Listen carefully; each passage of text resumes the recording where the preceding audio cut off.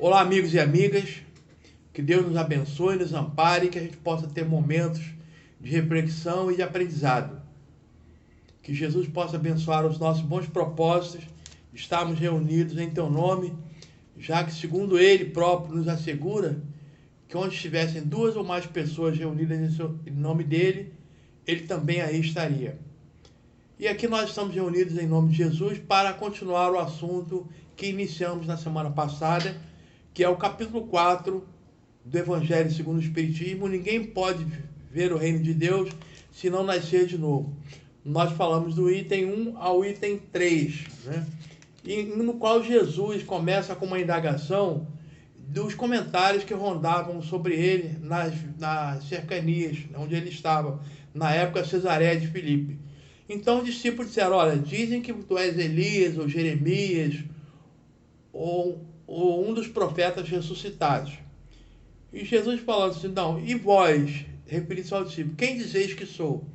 Simão, então, adiantando-se aos discípulos, aos demais discípulos, revela: tu és o Filho, tu és o Cristo, o Filho de Deus vivo.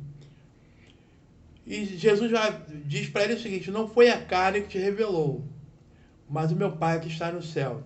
Repetindo o que nós houvéramos falado na semana passada, que Simão foi intuído recebendo uma revelação divina, já que não foi o convívio com Jesus, né, nas pregações que Jesus fazia, ele o acompanhava, que o assegurava da origem e da divindade de Jesus.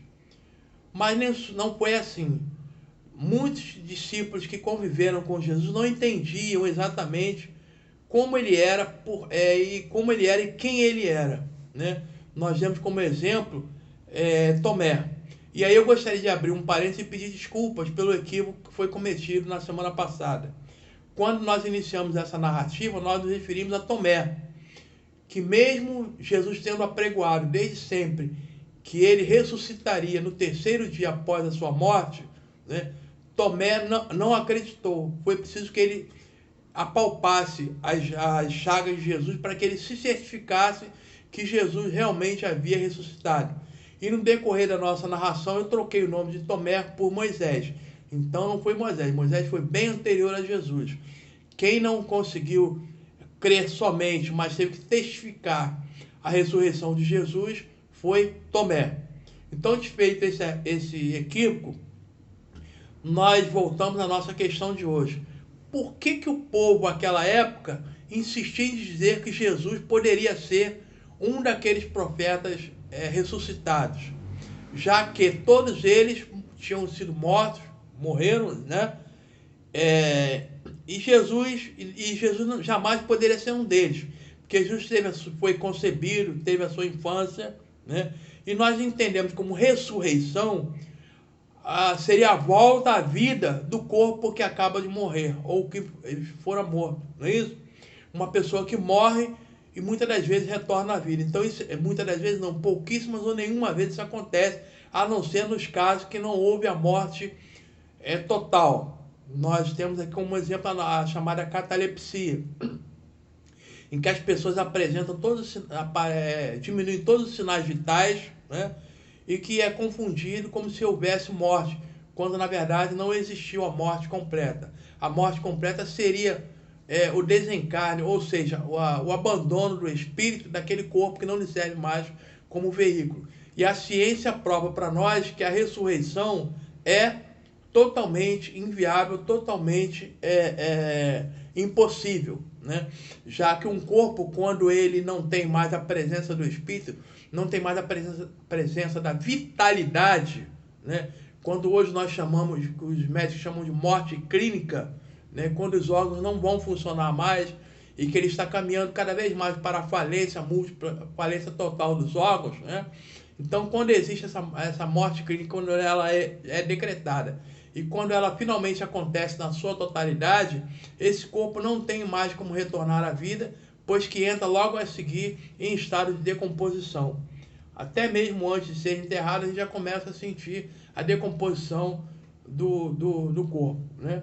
Então, por que então as pessoas insistiam em dizer que Jesus poderia ser um daqueles profetas? Foi a questão que nós deixamos na reunião passada. O item 4 começa com Kardec fazendo a seguinte comparação.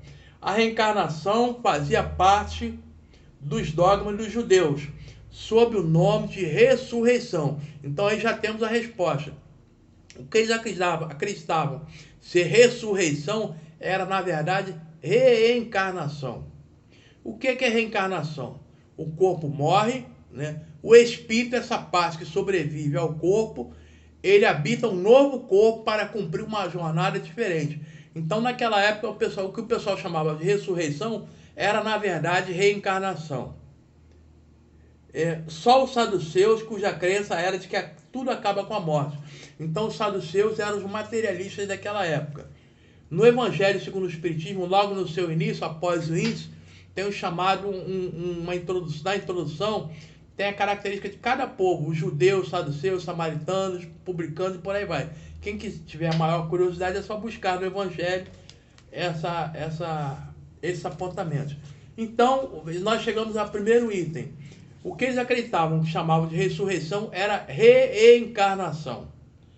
Aí as pessoas vão falar, senhora, mas por que não chamavam de reencarnação? Porque não estava naquela época, esse nome, esse vocábulo não existia na época, né? Então eles acreditavam que ressurreição era reencarnação. Por isso que Jesus poderia ser um daqueles profetas não ressuscitados, mas reencarnados. Ou seja, o espírito que habitaram um corpo de um profeta, ou do Jeremias, ou Elias, né, poderia voltar agora no personagem Jesus. Por isso que eles acreditavam que Jesus poderia ser um desses profetas reencarnados, não ressuscitados, como as pessoas costumavam crer.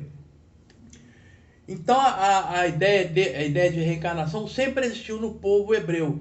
Ela só foi extinta, né, muitos anos depois, se eu não me engano, no ano 425, por um concílio não oficial da Igreja Católica, por vontade de um rei que vigia na época, que reinava na época, e que não queria que fosse adotado, ou que fosse proclamado, ou que fosse continuado a crença na reencarnação.